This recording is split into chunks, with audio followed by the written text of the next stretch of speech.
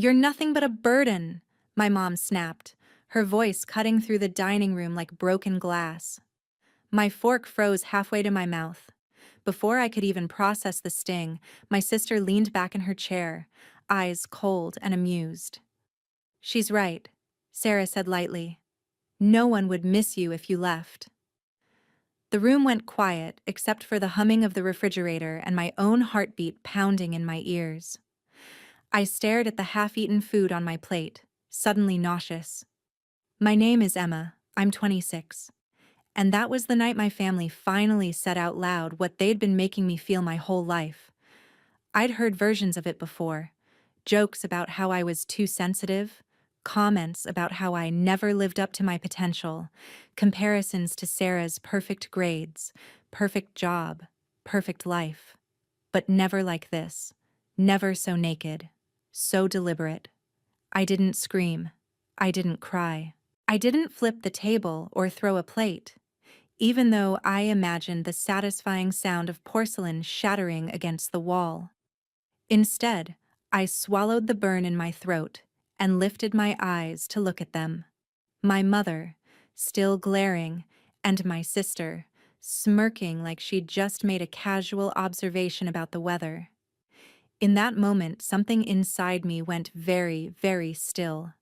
I realized they weren't saying these things in anger. They were saying them because they believed them.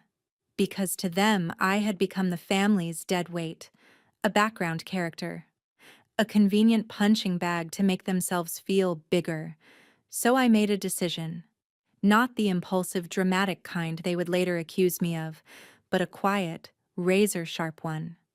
If I was nothing to them, then my absence wouldn't matter, right? If no one would miss me, then leaving would just prove their point. Or expose the lie. I cleared my plate, helped load the dishwasher, and went to my room like any other night. No slamming doors. No theatrics. They wanted me invisible? Fine. I would disappear properly.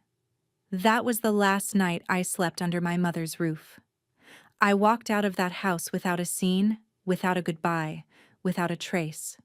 And this week, years later, I got a voicemail from my mother that started with, "Please come home.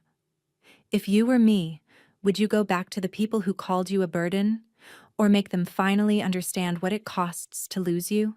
I didn't pack like someone running away. There was no suitcase flung open, no frantic stuffing of clothes under the harsh glow of a bedroom light. I knew my mother well enough to know she would hear every drawer, every zipper.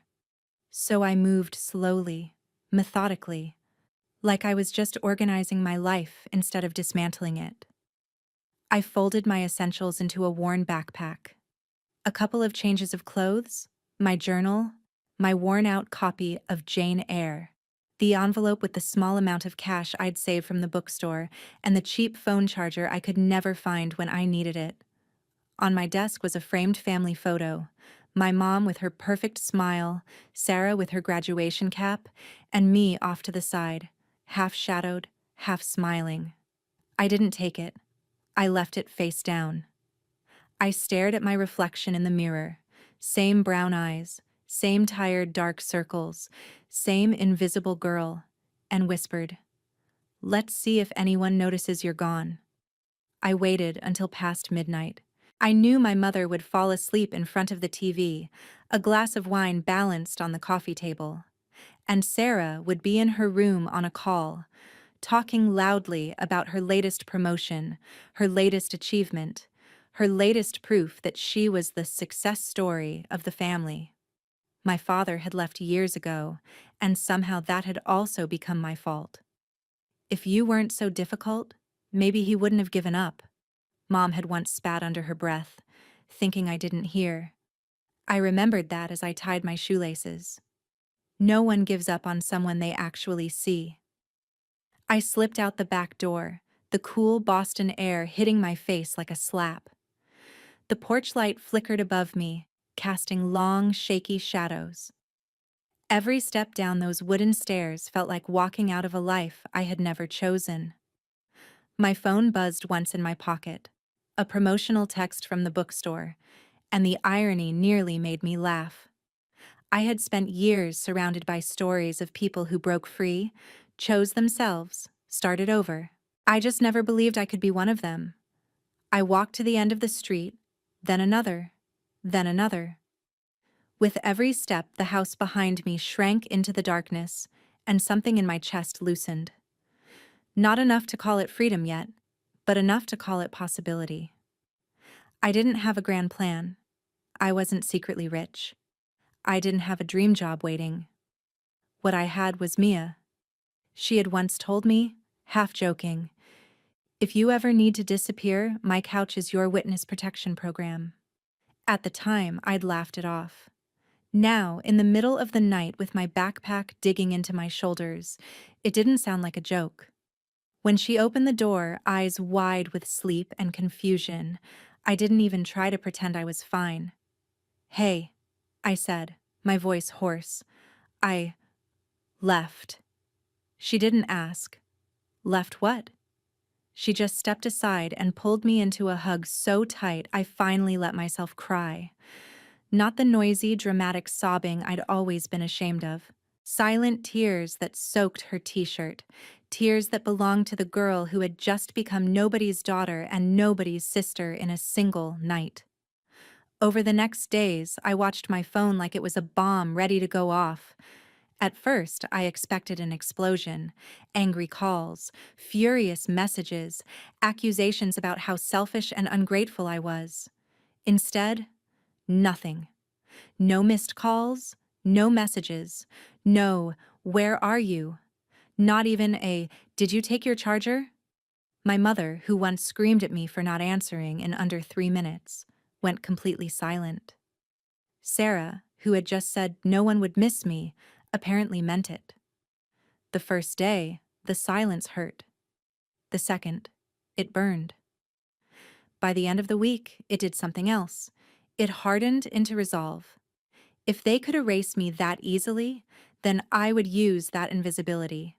I would build a life so separate, so untouchable, that when they finally did notice I was gone, it would already be too late to claim any part of it. Tell me honestly, if your family didn't call you after you vanished, would you crawl back and beg for their attention? Or decide that their silence is the clearest answer you'll ever get? Mia's apartment was small, cluttered, and somehow still felt like the safest place I had ever been. Her couch was lumpy, the kitchen sink dripped, and the radiator hissed like an annoyed cat every night. But no one there called me a burden. No one compared me to Sarah.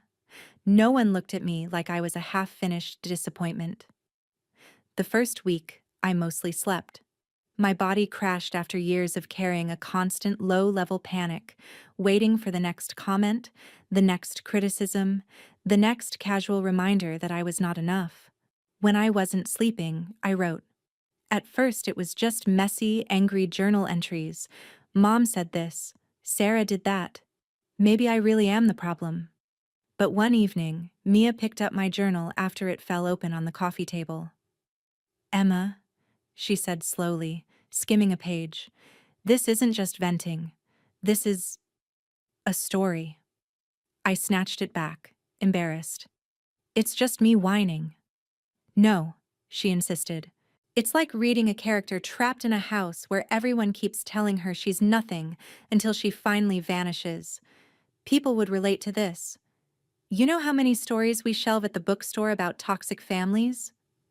I did know.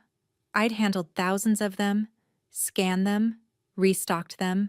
Never once did I imagine my own pain as something people might want to read. Mia nudged me. "What if you turned it into something? An article, a blog, a series? Anonymously if you want. Let's be real. Your mother's not exactly browsing mental health blogs between her wine refills." Her joke made me laugh harder than I had in weeks. That night, I opened a blank document and wrote the sentence. "My family only noticed me long enough to blame me." Then I kept going. I wrote about the dinner table conversations where I disappeared in plain sight. About the time my mom forgot my birthday, but threw a huge party for Sarah's promotion. About the day I won a small local writing contest, and my mom said, "That's nice, but it's not like a real achievement, right?" I wrote until my fingers cramped and my eyes blurred. I stripped the names, changed the city, kept the feelings raw and ugly and real. Mia helped me set up a blog, anonymous, under a pen name. I hit publish expecting nothing. Within a week, the first post had hundreds of views, then thousands. Comments poured in. "This is my mother." I thought I was the only invisible sibling. I left too. And no one called me either. Every notification was a tiny shock to my system. For the first time, my words, my existence, were not just tolerated. They were seen. They mattered. People were sending my story to their friends, their therapists, their own siblings. One message stuck with me. "I hope one day your family realizes what they lost. I hope they understand what it's like to be on the outside for once." That sentence lit a slow, deliberate fire inside me. Up until then, I'd been focused on survival, finding a part-time job, paying Mia some rent, building a tiny life that was mine. But as my audience grew, something shifted. My story had power. My voice had reach. And if my mother and sister ever stumbled across the woman they decided was nothing, they wouldn't recognize her. But the world would. One night, scrolling through social media, I saw a familiar face pop up on a corporate page. Sarah. "Congratulations to our regional marketing lead, Sarah Hayes, for her innovative campaign." The photo showed her in a sleek blazer, smiling confidently, holding a framed award. I stared at it, a strange déjà vu prickling my skin. The slogan on the campaign looked familiar. Too familiar. It was a line I had drafted in a notebook months before, at the bookstore, when Sarah had asked me, "Hey, can you help me brainstorm a tagline? You're good with words?" "It's for work. Nothing big." I remembered the thrill of her asking for my help. I remembered staying up late perfecting it. I remembered her saying, "Thanks," like I'd just passed the salt. Now, there it was, under a company logo, winning her an award. No credit, no mention, no acknowledgement. My words. Her glory. Again. Something inside me clicked into place, not fragile this time, but sharp. This wasn't just emotional neglect. This was theft. Of ideas. Of effort. Of identity. I closed the tab and opened a new document. This time, I didn't write about being invisible. I wrote about being used, abused, erased. And I made myself a promise. I wouldn't just heal and move on quietly. I would make sure the people who called me a burden finally understood the weight of what they'd thrown away. So tell me, if someone stole your voice, your ideas, your worth, and then told you nobody would miss you, would you let them keep everything? Or would you start planning how to take it back? 2 years passed. 2 years of double shifts at the bookstore, and then at a small indie publisher that took a chance on the anonymous girl whose blog had gone viral. 2 years of therapy sessions, where I unlearned the idea that love had to hurt to be real. 2 years of writing late into the night, turning my bruises into chapters. My blog grew into a book proposal. The book proposal turned into a contract. My editor said, "Your story is going to help so many people leave situations they never thought they could escape." It was the first time an adult had looked me in the eyes and told me I was going to change lives. Not as a comparison, not as an afterthought, but as the point. During those 2 years, I heard almost nothing from my family. A couple of bland texts from my mother on holidays. "Hope you're well." "Merry Christmas." No calls, no real questions. She never asked where I lived now, what I did for work, who I had become without her. Sarah didn't message me at all. The silence used to feel like abandonment. Eventually, it felt like confirmation. I had been right to leave. I was in the middle of editing a chapter about the night I disappeared when my phone buzzed with an unknown number. I almost ignored it, but something in my chest tugged. A voicemail icon popped up. I put the phone aside, intending to listen later, but my curiosity got the better of me. I pressed play. My mother's voice, shaky and smaller than I remembered, cracked through the speaker. "Emma, it's Mom." She never called herself that on the phone. It was always, "It's me," or "It's your mother," like the role itself was sacred. "Please come home," she said, and the words were so surreal I almost laughed. There was a pause, a sharp inhale. In the background, I could hear chaos, muffled voices, what sounded like a door slamming, someone crying. "Things are bad," she continued. "Sarah needs you. I need you. Please just call me back. We we were wrong about a lot of things. Wrong about a lot of things." My heart raced, but not with the old fear. This was something else. A cold, focused alertness. I replayed the voicemail and heard more the second time. The desperation in her voice. The way she stumbled over, "We were wrong." The hint of panic when she mentioned Sarah. I texted Mia. She called. Mia replied instantly. "You okay?" My fingers hovered over the screen before I typed. "Voicemail. Please come home. Something's wrong." A minute later, my phone lit up with Mia's incoming call.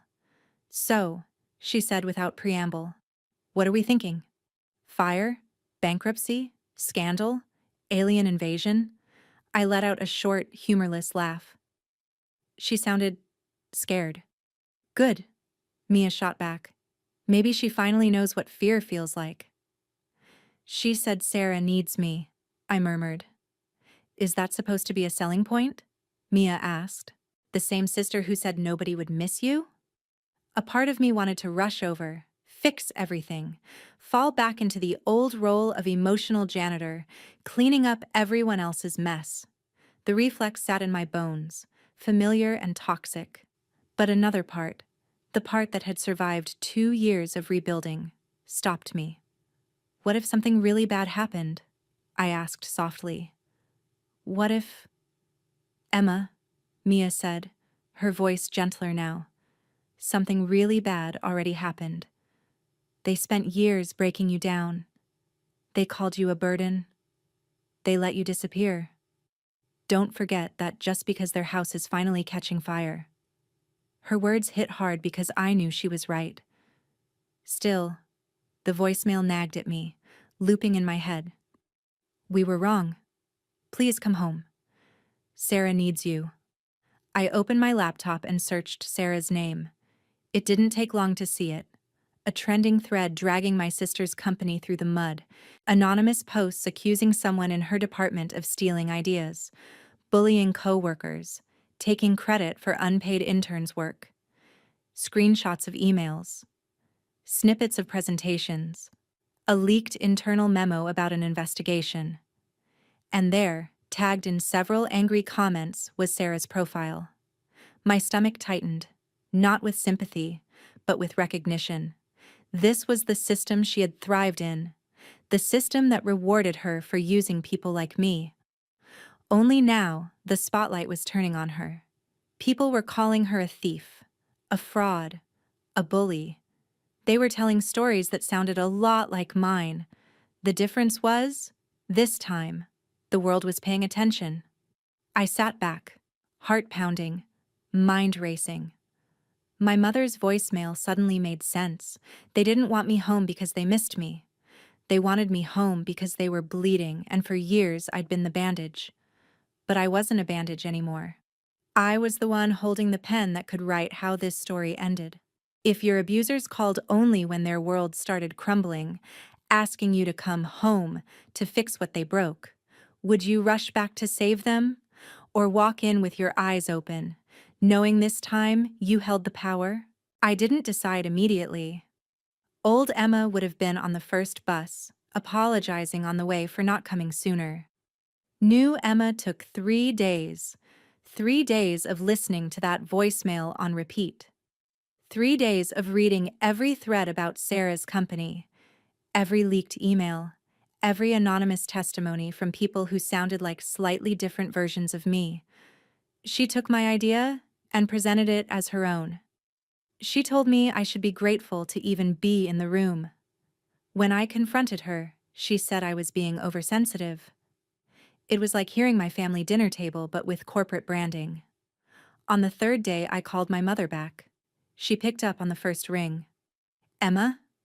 Her voice trembled like the ground had been shaking under her for days. "Hi," I said calmly. "You called?" "I... yes, I did." There was an awkward pause.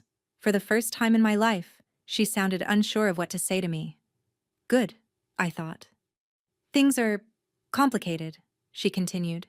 "Sarah's in trouble at work. They're saying horrible things about her online, and some of her clients have pulled out. And there's this investigation." "I've seen," I cut in. "I read the posts."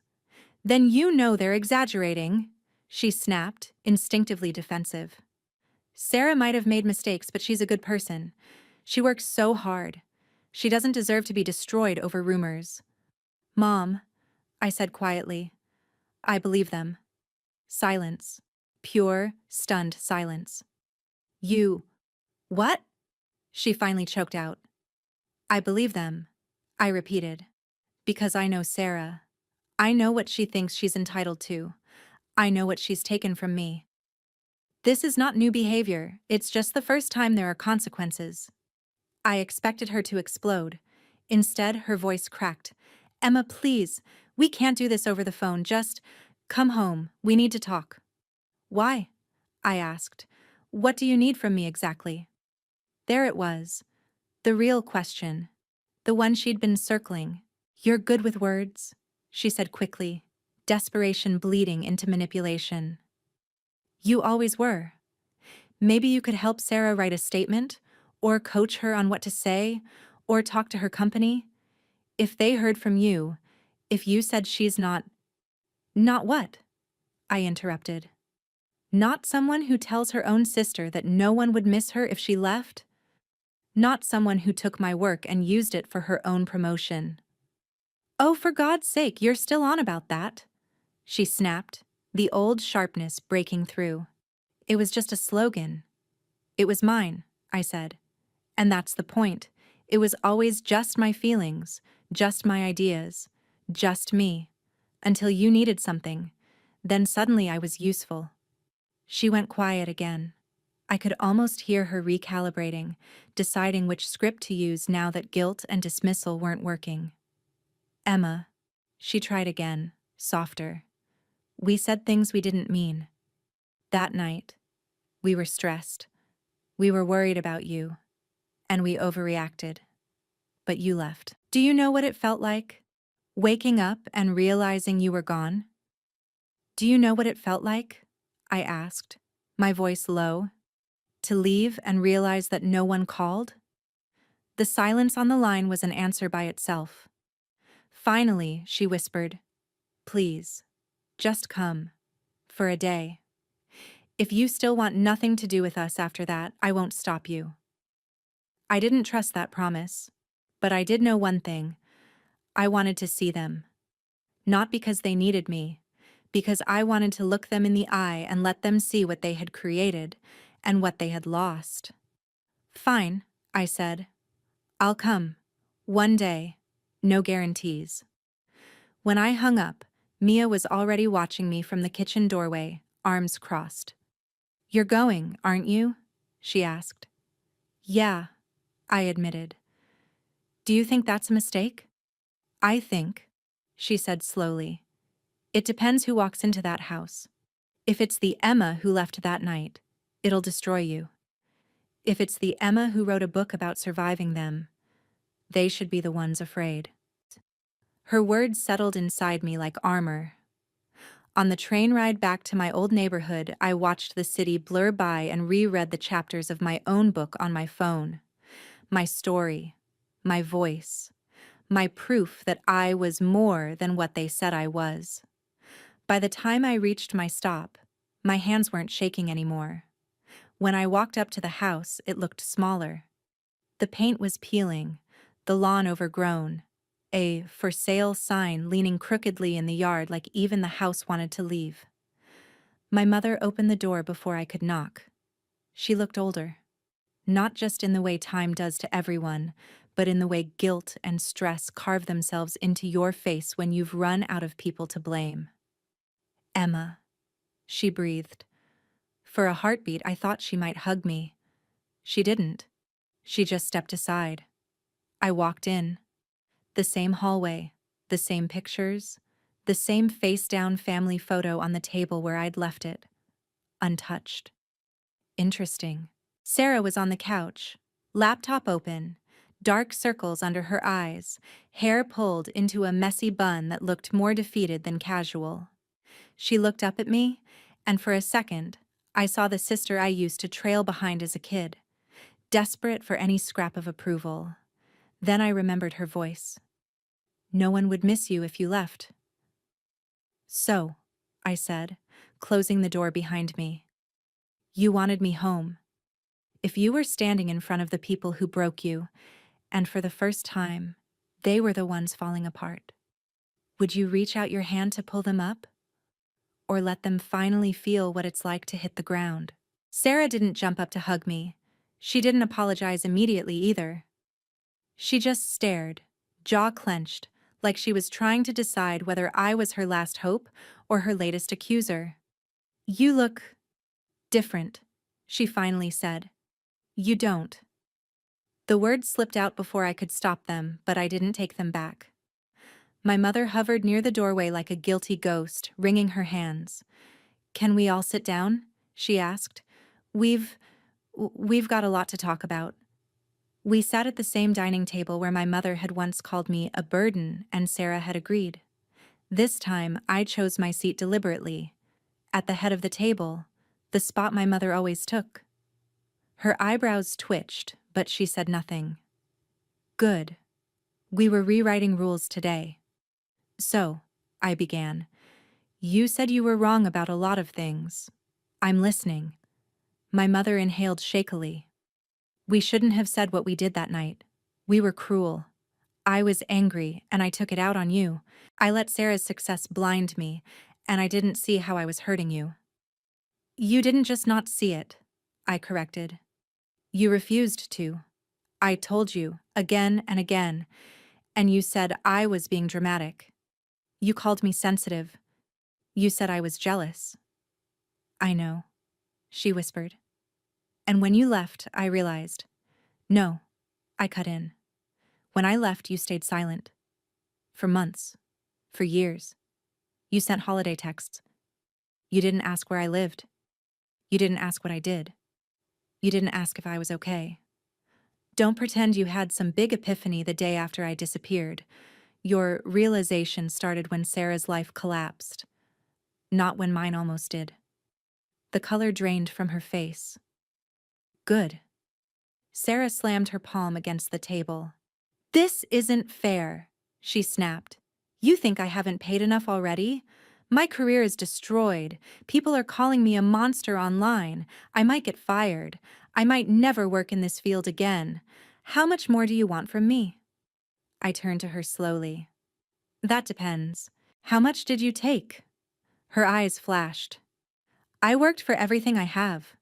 "Really?" I tilted my head. "So those interns are lying? Those coworkers are lying? The ideas you presented just magically appeared in your head? And what about the campaign slogan you borrowed from me?" "Oh my God, you're still obsessed with that?" she groaned. "Are you seriously going to hold my entire life over some words you scribbled in a notebook?" "Words," I said evenly, "are how I make my living now. So yes, I take them seriously." My mother blinked. "What do you mean, how you make your living?" I pulled a copy of the early manuscript out of my bag and set it on the table. The working title stared up at them. Burden. How I Left the Family That Never Saw Me. My name was on the cover. My real name. Not a pen name.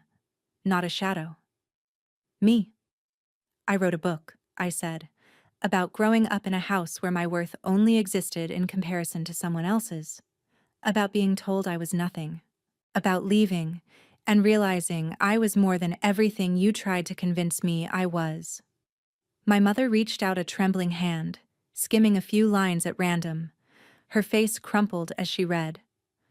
Emma, this is about us.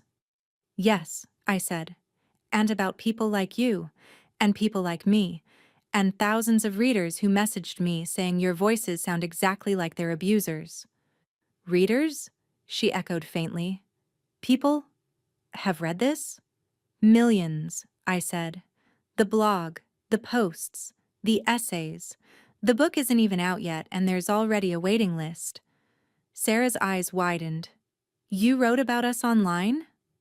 I wrote about what you did, I corrected. If you see yourselves in it, that's interesting, isn't it? Panic flickered across her face. Do you use our names? No, I said.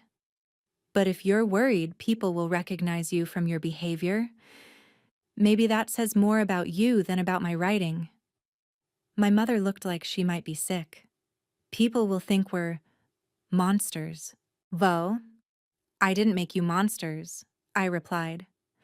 I described what it felt like to be your daughter and your sister. If the shoe fits. Sarah stood abruptly, chair scraping. You need to fix this, she demanded. You need to tell people you exaggerated, that you were emotional, that it wasn't that bad. You need to post something to defend me, to say you don't think I'm a bully. You told me, I said slowly, that no one would miss me if I left. Why do you think you deserve my defense now? Because we're family, she exploded. Because we're blood. Because you don't destroy your own for strangers' entertainment. I leaned forward, voice cold. I didn't destroy you. I walked away. The rest? You did that all by yourself. And as for blood, that never stopped you from bleeding me dry when it suited you. My mother whispered, Emma, please. We made mistakes. We're paying for them now. Isn't that enough? No, I said simply, because you still don't get it. You're worried about your reputations, your careers, your comfort. You never once asked how close I came to disappearing in a way you couldn't fix. Their eyes snapped to me. What do you mean? My mother asked, voice shaking. I held her gaze. I thought about ending my life, I said, more than once, because if even my own family thought I was a burden, what was the point? I didn't do it. But I could have. And you would have stood at my funeral crying about how you never saw the signs, when the signs were literally me telling you over and over that I was drowning. My mother burst into tears. Real ones. Ugly, messy, terrified tears. For once, I didn't rush to comfort her. I let her feel it. Let her sit in the reality that her words had pushed her own child to the edge. So no, I continued. Losing a job isn't enough. Losing face isn't enough. You don't get to erase what you did with a few tears and a promise you'll try harder. You want my help? You want my forgiveness? You want me to stand between you and the consequences you created? I shook my head slowly. You're going to have to sit with this. For a long time. Without me cushioning the blow. If the people who hurt you finally broke down and begged you to rescue them from the consequences of their own cruelty, would you throw them a lifeline? Or let them finally drown in what they poured over you for years? I stayed in that house for 6 hours, long enough to say everything I had swallowed for 26 years, long enough to watch my mother go from defensive to devastated, to see Sarah swing from angry to desperate to eerily quiet. At one point, she whispered, "Did you ever love me?" The question surprised me. I did, I answered honestly. I loved the version of you I thought might one day look at me and see a sister instead of a measuring stick. And now? She asked. I thought about it. Now I care what happens to you, I said. But I don't trust you. I don't feel safe around you. and I don't owe you my healing. That was the difference. Before, my love meant I would endure anything. Now, it meant I could care about someone and still walk away. My mother kept repeating, "We can change. We'll do better. We'll go to therapy. We'll read your book. We'll apologize publicly if we have to." I believe that maybe she meant it. In this moment, under this pressure, with everything crumbling. But would she still mean it when the heat died down? When the scandal faded? When people stopped talking? I'd spent my whole life betting on their potential instead of believing their patterns. I wasn't doing that anymore. As the sun began to set, I stood up. "I'm leaving," I said. My mother shot to her feet. "You can't just leave again, not like this." "I'm not disappearing this time," I replied. "I'm choosing." Sarah looked up at me, eyes red. "So that's it? You get your book deal, your little revenge story, and we're just done?" I almost laughed. "You really think this is about a little revenge story? This is about reclaiming my life, my voice, my narrative. You were the ones who turned yourselves into villains. I just stopped editing out the ugly parts." I picked up my backpack, the same one I'd left with that night. It felt lighter now. I paused at the doorway and turned back one last time. "Here's what's going to happen," I said. "My book is still coming out. I'm not changing the truth to protect you. If you want to do better, start with telling the truth yourselves. Apologize to the people you hurt. Not just me. The interns, the coworkers, the kids you raised to believe their worth depended on how useful they were to you." My mother's lip trembled. "And us?" "I'm not cutting you off completely," I said. "But I'm not coming home either. Home isn't this house. Home is wherever I'm treated like a human being, not a burden. Right now, that's not here." My mother stumbled forward as if to hug me, then hesitated, arms dropping helplessly to her sides. "When will we see you again?" "I don't know," I said. "That depends on you. Not on your tears today, but on your choices tomorrow, and the day after that, and the day after that." I walked out.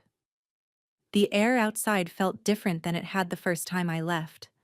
Back then, the night had swallowed me like I was nothing. Now, the world opened up around me like a page waiting to be written.